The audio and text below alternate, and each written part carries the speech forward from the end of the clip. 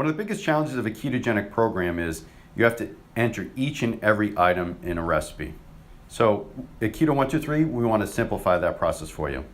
So here we are in our app, and I want to show you how easy it is to enter a recipe. I'm going to hit the plus button on the bottom, and we're going to hit the scan food. And you can see here's our 14-day keto challenge manual. So I'm going to open up in here. There's all sorts of recipes in this.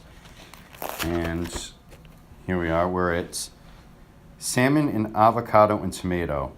So you can see all these ingredients here. So if you cook this recipe exactly as is, with you measure out all these ingredients, then you shouldn't have to enter them manually into our app. So you can just select this keto code. I'm going to move my thumb, and you can see how quickly this does this. Just like that, it adds it. So now you have to select your serving size.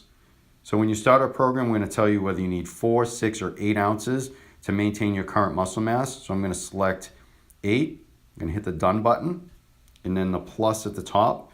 And there it is. It's added to my journal. So this way we can keep track of how many carbs, how much fat, how much protein, all your micronutrients and your macronutrients on this one program.